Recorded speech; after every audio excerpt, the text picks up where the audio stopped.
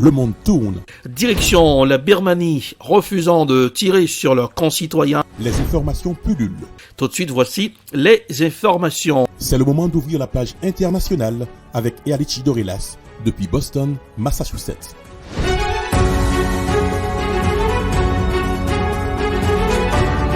Mesdames, Messieurs, bonsoir, ravi de vous retrouver aujourd'hui. Bienvenue dans la page internationale au Grand Journal du 14h.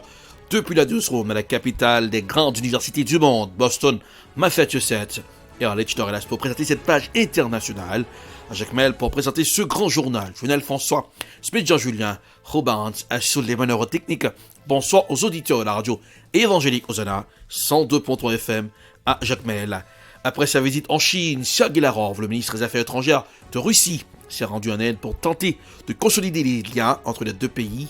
L'Inde s'est abstenue de voter au Conseil de sécurité de l'ONU une résolution condamnant la Russie et s'est contentée d'appeler à l'arrêt des violences. Voici un reportage signé France 24. Thomas Denis, on vous retrouve sur place. L'idée pour les Russes, c'est de consolider leurs relations avec les Indiens. Oui, cette visite du ministre des Affaires étrangères russe a lieu dans un contexte où la Russie est quand même assez isolée à l'échelle diplomatique mondiale, fait face à des sanctions internationales et donc assez logiquement, le Kremlin se tourne vers ses partenaires à l'Est. Lavrov revient tout juste de Chine et c'est la première visite russe d'importance en Inde depuis le début de la guerre. Et à vrai dire, depuis quelques semaines, c'est l'effervescence diplomatique à New Delhi. Tout le monde a un peu les yeux rivés sur la capitale indienne. Le ministre des Affaires étrangères chinois est venu en Inde après 3 ans sans visite. Récemment, le Japon, l'Australie se sont aussi entretenus avec New Delhi. Et aujourd'hui, cette visite russe coïncide avec la présence de dignitaires américains et britanniques sur le sol indien. Et cette visite de Lavrov agace, à vrai dire, le camp occidental, notamment les États-Unis, qui ont répété à plusieurs reprises leur déception quant à la position de neutralité de New Delhi et surtout son abstention à plusieurs reprises pendant les votes aux Nations Unies, même si l'Inde s'est exprimée en faveur de cessez-le-feu et de la paix à plusieurs reprises. Et ce qui inquiète encore plus aujourd'hui, c'est le thème des discussions qui devraient avoir lieu entre la Russie et l'Inde. On va parler de contrats d'armement entre les deux pays, d'approvisionnement en pétrole russe à des prix avantageux pour New Delhi et surtout d'un système alternatif de paiement avec des échanges en roupies et en roubles pour contourner les sanctions contre la Russie et son exclusion du système de paiement SWIFT. Donc l'une des questions qui se posent actuellement, c'est est-ce que l'Inde va intensifier ses échanges avec la Russie et aux yeux de ses partenaires occidentaux, ce serait une position loin d'être neutre. Très rapidement, Thomas, s'il vous plaît, comment expliquer cette ambiguïté de l'Inde vis-à-vis de la guerre ? L'Inde défend sa neutralité. Il y a cette tradition de non-alignement depuis la guerre froide. Aujourd'hui, on parle plutôt de multi-alignement dans l'intérêt du son continent. L'Inde dépend de la Russie pour son armement. L'Inde importe plus de 80% de son pétrole, donc des prix intéressants pourraient être aussi avantageux pour la population. Et il y a beaucoup de préoccupations géopolitiques avec cette peur de l'encerclement et un rapprochement de la Chine avec la Russie, un rapprochement du Pakistan avec la Russie n'est pas possible pour New Delhi parce que la Russie soutient New Delhi sur le dossier du Cachemire. La Chine dernièrement à la frontière, ça a été très tendu avec l'Inde et donc l'Inde ne veut pas prendre de position trop ferme, mais veut aussi en même temps continuer avec ses alliés du Pacifique, les Américains, les Australiens, le Japon, pour continuer à peser face à la Chine. Et dans ce contexte, l'Inde se retrouve dans une position ultra complexe et le monde a beaucoup d'attentes. Beaucoup de pays, notamment l'Ukraine, aimeraient que l'Inde prenne position, profite de cette position, utilise sa proximité pour jouer un rôle de médiateur et pousser davantage vers une issue, vers la paix. Merci beaucoup Thomas Denis en direct de New Delhi.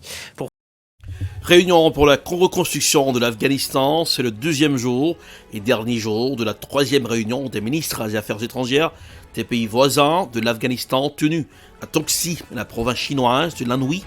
Les officiels afghans ont discuté avec les chefs de diplomatie de 7 pays voisins, dont l'Iran, le Pakistan et la Russie. Voici un reportage signé CGTN News.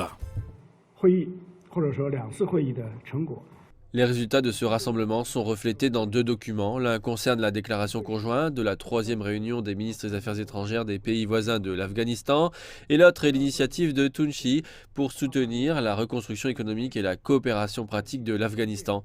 Les 2 documents incarnent la position politique commune des pays voisins. Nous avons décidé d'apporter un soutien substantiel à Kaboul dans des domaines clés tels que l'aide humanitaire, la connectivité, l'économie et le commerce, l'agriculture et l'énergie. L'initiative de Tounchi a 5 caractéristiques. Tout d'abord, elle ne s'engage pas dans des jeux géopolitiques mais se concentre sur la coopération pratique. Deuxièmement, nous devons nous abstenir d'imposer notre volonté aux autres et prôner l'égalité et le libre choix. Troisièmement, nous devons rechercher des résultats concrets et pas des paroles vides. Quatrièmement, nous devons cesser de nous battre et gérer la connectivité régionale. Cinquièmement, nous devons éviter l'isolement et la confrontation et prôner l'ouverture et l'inclusion. Direction le Salvador, le Congrès a voté un durcissement des peines pour les crimes commis par les membres de ces gangs, prolongeant ainsi l'état d'urgence décrété après la mort de 62 personnes samedi dernier. Voici un reportage signé Euronews. Le Salvador déclare une guerre ouverte contre les gangs criminels. Mercredi, le Congrès a voté un durcissement des peines pour les crimes commis par les membres de ces gangs, prolongeant ainsi l'état d'urgence décrété après la mort de 62 personnes samedi dernier lors de divers règlements de compte dans ce pays d'Amérique centrale.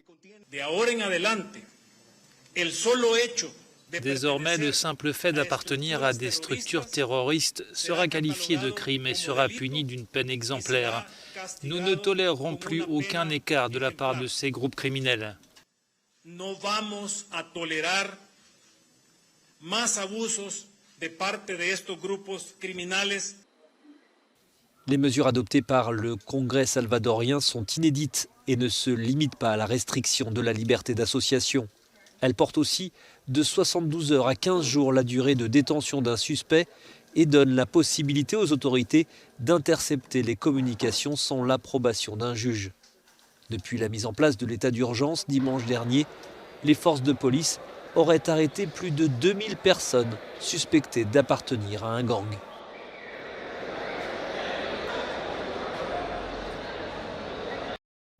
Direction la Libye, migrants en Libye, l'ONU qualifie les abus de crimes de guerre.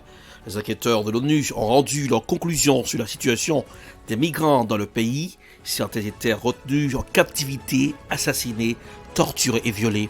Voici un reportage signé Africa News.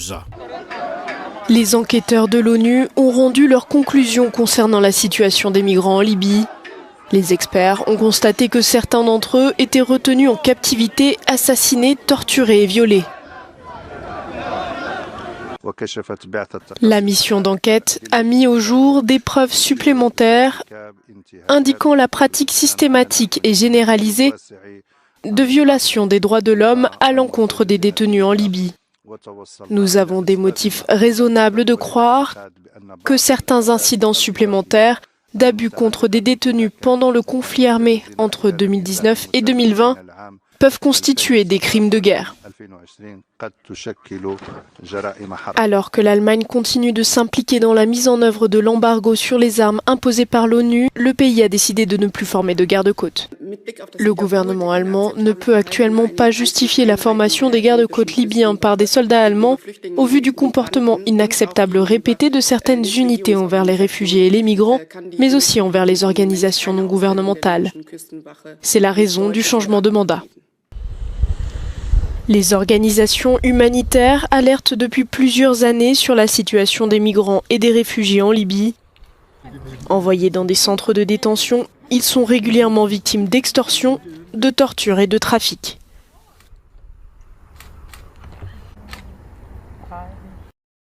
Élection présidentielle en France, Éric Zemmour, candidat à la présidence en France, poursuit son pèlerinage médiatique. Écoutons un extrait de sa déclaration sur RTL. Donc l'heure de la grande interview, ce qu'ils n'ont pas encore dit, Alba Ventura, François Langlais, avec Éric Zemmour. Bonjour Éric Zemmour. Bonjour Alba Ventura. Sur la guerre en Ukraine, vous avez reconnu que vous vous étiez trompé. Vos positions sur Poutine, la Russie, les réfugiés ukrainiens ont eu un effet sur votre campagne. On l'a vu dans les sondages. C'est à ce moment-là que vous marquez d'ailleurs le pas. Les Français qui vous soutenaient, est-ce qu'ils n'ont pas finalement brutalement compris, Éric Zemmour, que vous n'étiez pas à la hauteur de circonstances exceptionnelles ? Je ne pense pas. Je pense d'abord que tout le monde s'est trompé, ou presque, à part les services secrets américains et leurs satellites, sur l'agression américaine. L'agression russe. Je voyais hier ou avant-hier... C'est un joli lapsus. Parce que je parlais des satellites américains. Je voyais Jean-Pierre Chevènement disant lui aussi qu'il n'avait pas prévu cette attaque. Emmanuel Macron lui-même, d'ailleurs, 3 jours avant, nous disait il n'y aura pas d'attaque, il y aura cessé. Bon, voilà. Donc, là-dessus, bon.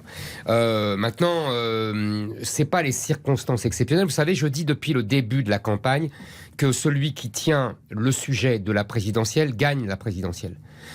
Moi, mon sujet, parce que je pense que c'est l'essentiel pour la France et pour l'avenir de la France, c'est la lutte contre le grand remplacement. C'est une immigration massive qui est en train de changer de peuple et changer de civilisation sur notre sol. À partir du moment où il y a une guerre en Europe, évidemment, les esprits et les regards se détournent de ce sujet-là et se tournent vers ce sujet. C'est normal, c'est humain. Et les médias le font beaucoup.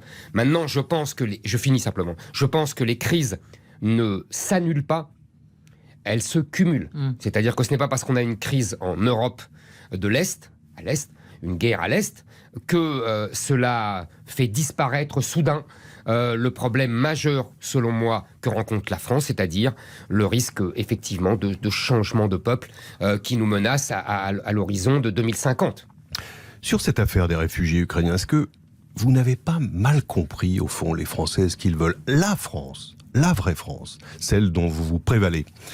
Elle revendique aussi l'humanité, la générosité comme des valeurs fondamentales. C'est celle-là qui accueille les réfugiés espagnols au moment de Franco, au moins au début. C'est celle-là qui accueille les leaders étudiants chinois après Tiananmen.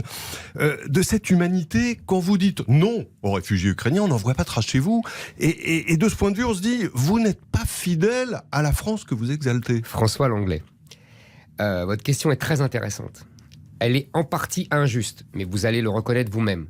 Ça fait des années que je dis que la France est profondément imprégnée de christianisme, que je cite souvent André Suarez, un écrivain des années 20-30, qui disait que le Français aille ou non à l'église, il a les évangiles dans le sang.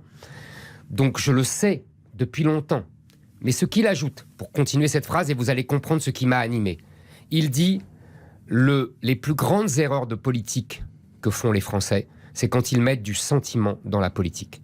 Et c'est ça que j'ai voulu indiquer. J'ai voulu dire aux Français, attention, attention, je sais, nous sommes généreux, nous sommes un peuple généreux, nous sommes un peuple, comme vous l'avez dit, qui accueille les réfugiés espagnols, les réfugiés asiatiques. Vous avez raison, François Langlais. Et je comprends là aussi, en plus, ce sont nos frères, ce sont des Européens, ce sont des chrétiens, donc évidemment qu'on les accueille. Justement. Mais je dis attention, attention, prudence, parce que... Et tout de suite, ça ne s'est pas, on n'a pas attendu longtemps, on a découvert qu'il y avait un tiers d'Africains et de Maghrébins dans ces prétendus réfugiés ukrainiens. Et je dis attention à l'émotion, ça nous fait faire de grandes choses et ça nous fait faire aussi de grandes catastrophes. C'est le problème de Elan en 2015, le petit enfant mort sur une plage. C'était aussi émouvant et c'était aussi triste. Et on a pris des millions de réfugiés syriens dont on ne veut pas en vérité. Dans votre programme, justement, vous évoquez les chrétiens. Dans votre programme, vous voulez défendre les chrétiens d'Orient qui sont martyrisés. Bon, noble cause à l'évidence. Pourquoi vous fixez sur les chrétiens, pourquoi pas aussi les juifs, qui subissent, depuis des siècles, l'antisémitisme ? Vous voulez dire dans les pays arabo-musulmans ? De façon malheureusement beaucoup plus large que ça. En tout cas, c'est écrit noir sur blanc dans votre programme. Mais parce que je vais vous dire pourquoi. C'est très simple. Il n'y a plus de juifs dans les pays arabo-musulmans. Tous les juifs sont partis ou ont été chassés. Il n'y en a quasiment plus. Et voilà, c'était Éric Zemmour sur RTL en France. C'est le terminus de la page internationale pour ce aujourd'hui. Merci de l'avoir suivi. Pour présenter cette page, hier à l'éditorial depuis Boston, la capitale des grandes universités du monde. Oui, couleur du temps pour Boston, 63 degrés Fahrenheit, 17 degrés Celsius. Jacmel, 84 degrés Fahrenheit, 29 degrés Celsius.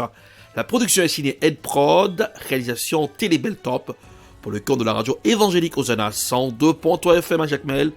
Bonsoir Joannel, bonsoir Smith Jean-Julien, bonsoir Rubens, bonsoir aux auditeurs de la radio évangélique Hosanna 102.3 FM à Jacmel. Passez un excellent jeudi accompagné de la radio. Bonsoir, à demain. C'était la page internationale avec Erlich Dorelas.